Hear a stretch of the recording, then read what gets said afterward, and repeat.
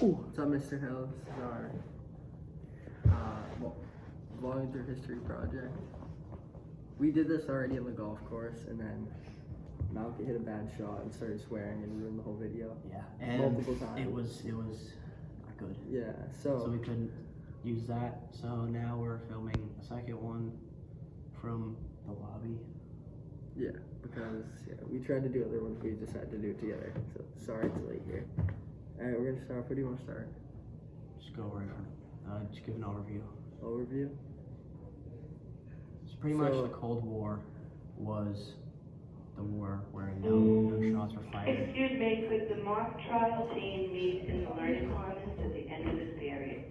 Mock trial team meet in the So pretty much there was Thank you. no shots fired, it was just all tension. Very confusing war. If you ask our parents, They'll know, probably. Right? they would know, but they also have no idea what happened. Because it was weird, it was long. Yeah. But it didn't, they probably didn't live through all of it. It started in what? Technically, right after World War II, technically. Anyway, so we'll skip ahead to 1949. NATO was established in 1949, and NATO stands for North American North Atlantic Treaty Organization. Yeah, that was two different groups. Yeah, it was NATO, the Eastern Bloc, and this is where the Cold War started, and the world started to take a side. So the Eastern Bloc was all of Russia's allies, and then NATO was all the European countries along with the U.S. And then the other group. Then in August of 1949, the Soviet Union tested the first atomic bomb, which created a lot more tension. The name of the bomb, or the code name, was RDS-1, or Joe-1, and this increased tension between the U.S. and the Soviet Union because it showed they were making advancements and that they could potentially fight each other both using these weapons. Yeah, and they eventually fought each other with the atomic bombs, as we talked about in class. The Soviets and the U.S.? No, the U.S. Oh, the U.S. used them. No, that was The U.S. before this, used them. Yeah, there's never direct conflict. Yeah. 1950 and 1953, we had the Korean War, which was where North and South Korea are today, is where this took place, and you had the North of Korea invading the South. And how it worked is the U.S. was backing the South, and China and Russia were backing the North, and they fought until eventually the countries were divided, what's called the 38th parallel, which is the border today, and that's where you have the Korean demilitarized zone. So then there was the Soviets and the U.S. tested their hydrogen bombs. The Soviets, So or the U.S. first up was the U.S. in 1952. They were first to do it. So this isn't the atomic, it's the hydrogen. Our buddy Guelph was coming over. It was say hi to Mr. Hill. a lot worse than all the atomic bomb testings that happened, and the atomic bombs in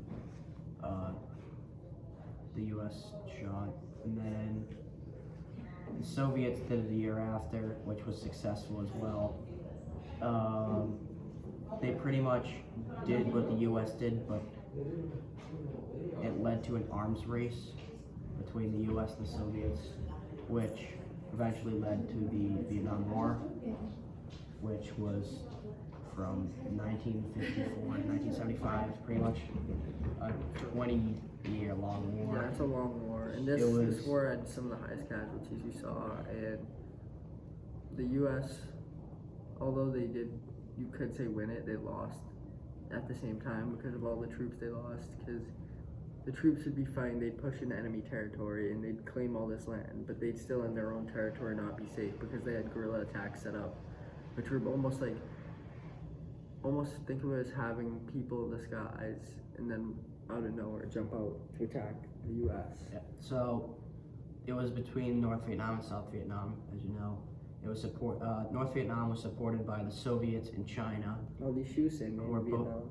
both against the U.S. And then the U.S. backed South Vietnam. There was a lot of different kinds of war, but not direct conflict. So there was like, they used guerrilla warfare and heavy American involvement in the guerrilla warfare to, like, during the war. So then the other group in response to NATO was called the Warsaw Pact, Well, that was which was the group. in 1955. It was a military alliance between the Soviets and the Eastern European satellite states in response to NATO. So they were against NATO and the U.S. So then we can skip ahead to, let's go to August 1961. That's where construction of the Berlin Wall began. So this was to divide Berlin into East and West Berlin. And on the east, you saw more of like Soviet, like communist views, and on the west you saw like democratic views, almost like the U.S. And it was almost like puppet states of the two countries, and then this was kind of an even bigger tension because obviously they're like the same. It's like almost bringing the front lines closer, but not actually doing it. But you can think of it as that way. It brings the two countries closer to conflict. And then in 1962 there was the Cuban Missile Crisis, where the Soviets put nuclear missiles in Cuba and pointed them right towards the U.S. So there was a standoff between the Soviet Union and the United States, and at any moment nuclear warfare could happen. So this was probably the most tense time of the If you were, war. I'd say this is the doomsday clock was at it was very close. very close. I believe it was. We'll check here. So pretty much if you were in schools, they had like tests where they were ready any moment. They would go under their desks. That's the only protection they really had. So Yeah. they would just show up to school And the clock was set. and like wonder if today was the day that their school got bombed. And during this time, the clock was 7 minutes to midnight on the doomsday clock, meaning that's extremely close to all-out like destruction, like completely assured. So that's probably the closest it got during the war, or almost the closest. Then actually we had the Detente, which improved relations between the U.S. and Soviet Union, and there were arms control agreements and efforts to reduce tensions during the Cold War. So this obviously brought the doomsday clock back, and this occurred from 1969 to 1979. And now here's where we have the first actual contact. It wasn't technically part of the Cold War directly, but it was a sub-conflict of the Cold War. The last of the three wars in this In the middle of Cold the War. It was So the the Soviet-Afghan War, which took place from 1979 to 89. And the Soviet Union finally intervened in Afghanistan to support the communist part of the government when it was being faced by insurgency. And they fought there, but the U.S. was also there at the time. If you know about Afghanistan, they've been there for a while now. They've been in and out of the country many times in the past 50 years, I'd say. So then in 1985, Mikhail Gorbachev comes to power in the Soviet Union, and this is going to help restructure the Soviet economy, and it's going to open up transparency a little more for the government. Like if you media was allowed to speak out a little more when this happened, and this definitely helped to end the Cold War. And actually, if Mikhail Gorbachev wasn't elected or didn't come to power, then Cold War probably would have gone on a lot longer, because he opened everything up for the Soviet Union and the U.S. Then, towards the end, the Berlin Wall fell. It So, was in 1991, right? 1989, Or 89, actually. 4 years after Gorbachev came to power, the crowds breached the barrier, symbolizing the collapse of the communist regimes in Eastern Europe, and Germany came back together. So it was a victory for democracy, and they had more freedom than before. And then the Soviet Union was ended just a short year after, In 1991. 1991. where they declare independence, ending the Soviet Union. It signaled the end of decades of the communist rule, and the world's largest socialist state was made into independent nation. So It split they off pretty much, like, you could say, ruled everything, but around then there, and then they kind of divided. They So you have just split countries up. like Belarus came apart, Ukraine became its own, all the like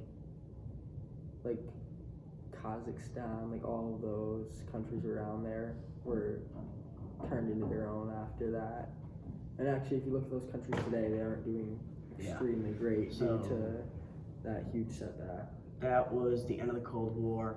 But But then we can I'm go gonna into talk depth. about- Let's go into depth. yeah, Lots so of topics. pretty much life in the Soviet Union was not great. So we talked about in class how when the Miracle on Ice in the 1980s, when the U.S. beat the Soviet Unions in the Olympics, nobody thought it was going to happen.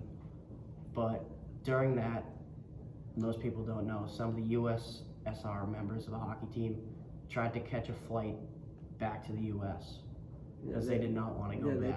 they tried to defect, like leave their hotels and just run, get out of there. They didn't wanna did go back. whatever they wanted. And keep in mind, to these stay are away like these from are it. professional athletes who they had the best life you could possibly have in the Soviet Union, and having the best life that's equal to probably being their life there was equal to being like a millionaire here and having whatever you want, because that was their version of it. Obviously, they didn't get anything still.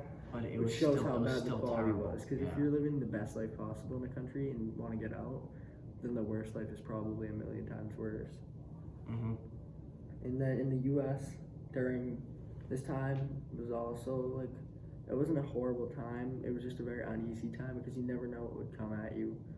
Like there was nukes pointed at your country, and you didn't know if one day you could just be sitting there and then all of a sudden everything changes because a nuke just hit During you. the Cold War, you play the team that has nukes aimed at you. Yeah, that's also another Yeah. threat. But even just living your daily life, you go to school not knowing if you're gonna have to go into a fallout shelter because your school gets hit by a nuke, which is definitely an uneasy time and not like easy to live through. So then we'll go. What should we do next here? Go back to like the different groups. You know that doc that he posted like right at the beginning. Yeah, well, let's talk a little more about the Soviet Union while I go back. Talk about, alright, right here. Now we're going to talk about the political sides of both countries and how they were both formed. So, if you look at a world map, you have two sides, like a map of the political ideologies. You either have NATO members and heavy Western aligned, and then you have Warsaw Pact members or heavy Eastern aligned. So if you look on the map, it's really split between the two. And on the Western side, in the Western Hemisphere, it's completely covered with NATO members and Western aligned countries. Most of them being Western aligned, because most NATO members are in Europe. And then if you look into Europe and even into Africa, you still see Western aligned countries, and then there's no NATO countries in Africa, but they're all in Europe. And then once you go Eastern, my bad, you can see all more Warsaw Pact members and Western aligned countries.